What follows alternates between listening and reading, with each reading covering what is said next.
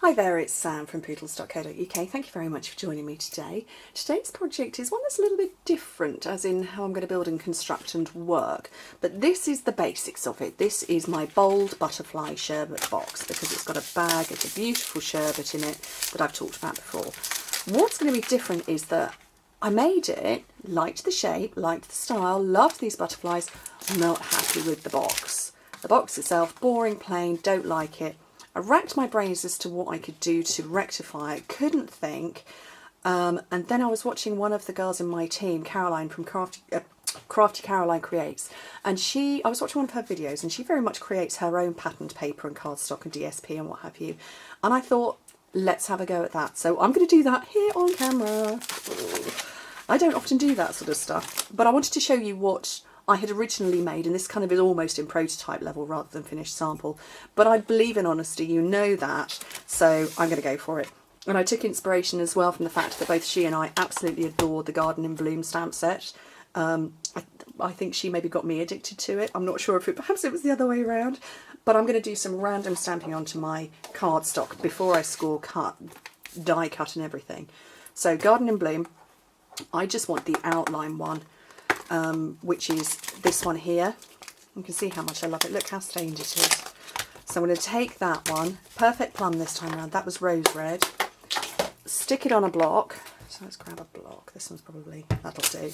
And I've got Perfect Plum ink. I don't know what this is going to do, I don't know if it's going to work out or not, but I'm going to share it anyway. And randomly stamp all over. And there's a few ladies in my team who do this. They do the random stamping. But like I say, it was specifically that I was watching one of Caroline's videos and she did it, and I thought, yeah, maybe that's what I need to be doing. So I'm going to have a go. So there we go, random stamped all over. Let's hope this works. Okay, piece of cardstock, forgot to tell you, 10 by 8 inches, which is 25 by 20 centimetres. I'm just going to clean up my stamp. I've got my stamping scrub and stamping mist over to one side because I need this block again in a second. So 10 by 8, 25 by 20. Dead easy to do the scoring and what have you. On the long side, we're going to score it at 4 and 6 inches, which is 10 and 15 centimetres. Turn it round and score it at 2 and 6 inches, which is 5 and 15 centimetres. So the finished dimensions of the box is going to be 4 by 4 by 2 inches, which is 10 by 10 by 5 centimetres. I'm burnishing the score lines.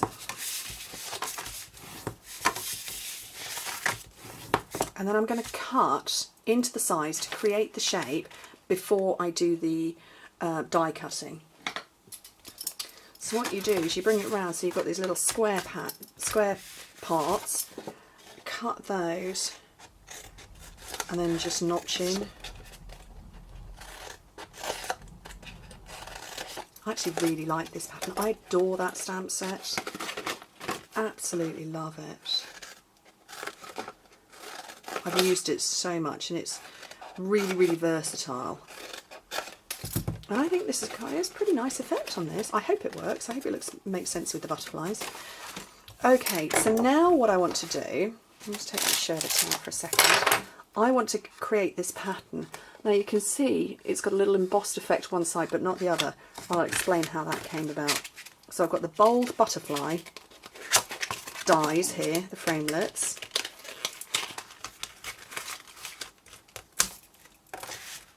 And what I want to do is I want to cut into it. Now, because of the width of a regular Big Shot, I'll Stampin' Up! Big Shot. If I just grab that and bring it into view, the cardstock doesn't fit in, so you have to fold in the sides. I only folded in one side, which is why I only got the embossing on one part. So I'm going to fold in both. So I'm just going to knock that out of view for a second so you can see what I'm doing. So folded in the sides, I'm going to fold it in all the way along. Position my butterfly where I want it to be, so it's going to go through 2 layers of cardstock. I'm going to have to have a strong arm. So I've got my magnetic plate, there's a clear plastic plate there, you can see, then the cardstock and the die, and then, which has just jumped, and then another plate on top. There we go. I'm going to send that through.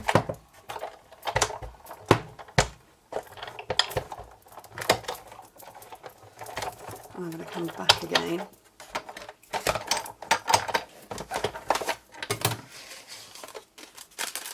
So that's gone through. We've got 2 half wings.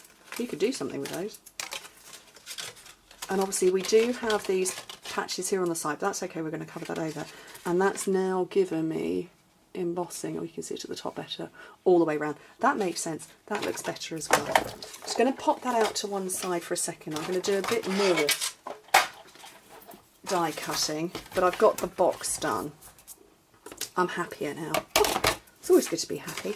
Okay, so what do I need now? I now need the watercolour wings stamp set, because I want to create the butterfly on the front and the one that's going to go on the bag itself. So I've got some Whisper White cardstock.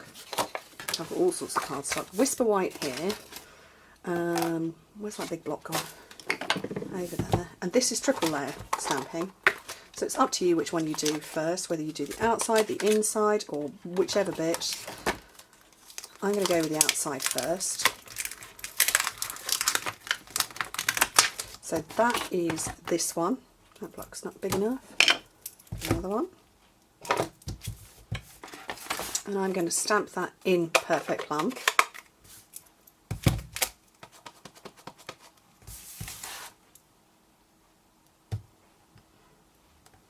It's down there.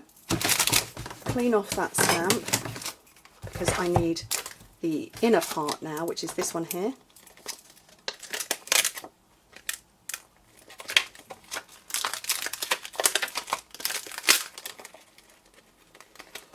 Peel that off. And I've got under my rapidly cluttering desk some smoky slate. And I'm going to do my best to get it lined up, but I don't really want to get, you don't want the top of my head in view, so I'm hoping that's lining up. Kind of. Clean that one off. And then I want the centre part, which is this one, with these extra dots, which is just here. So on a different set. What's the seriously? My desk is so cluttered. I don't do cluttered desks. That makes my brain ache, so my brain's aching right now. That is this one here. And I'm going to go over again for the 3rd time over this, and I'm hoping that the secondary layer of Perfect Plum over existing Perfect Plum and over the smoky slate, yeah, it's differentiated it enough that I'm happy with. Okay, so that's my stamping done. Chop that off. I want to have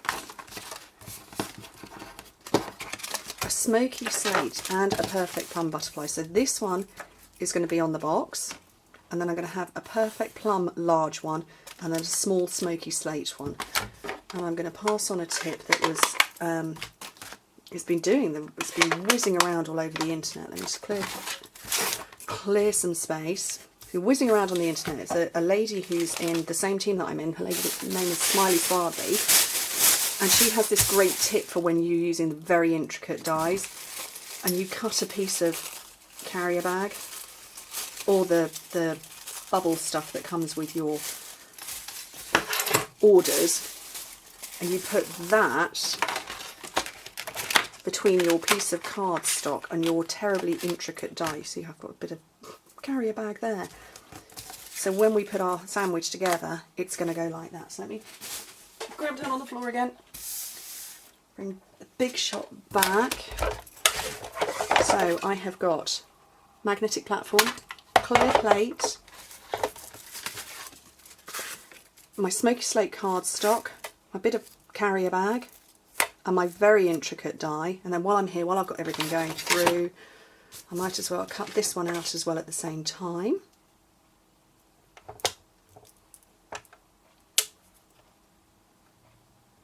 That's going to go through. I forgot to put the centre in, I'll have to come in and do that again in a minute. Plate on the top, run it all through. Fancy forgetting to put your butterfly's body on. It's outrageous, isn't it? Do that in a second. I like to go backwards and forwards a couple of times when I've got very intricate dies. So yeah, that's all gone through, no problem. Grab this back because I'm going to do another one in the Perfect Plum. So,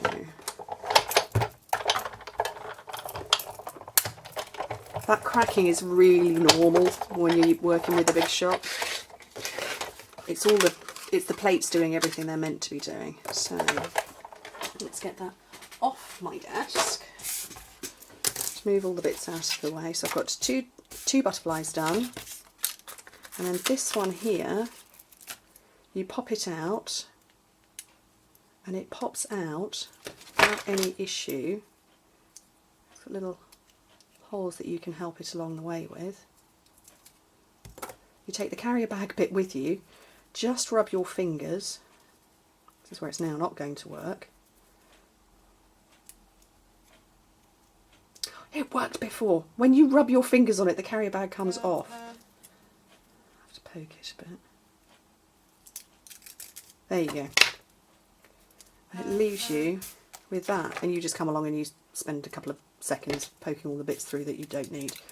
And that's it. Oh, love it! Wish I could take credit. I can't though. What a genius idea. Smiley, you're awesome. What a brilliant idea. Okay, let's quickly put the body of this poor butterfly in. Ooh, poor thing. And then I can put it all together. Actually, I think we have sneaky slate. And hopefully I'm going to be happier with the box then. There we go, let's move everything out of the way. Put this together, so I'm going to bend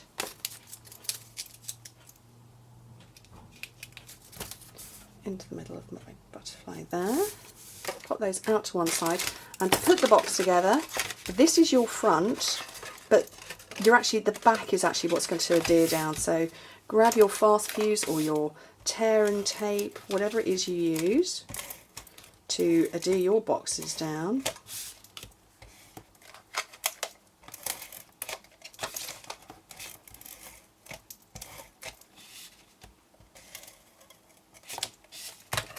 So bring up the sides.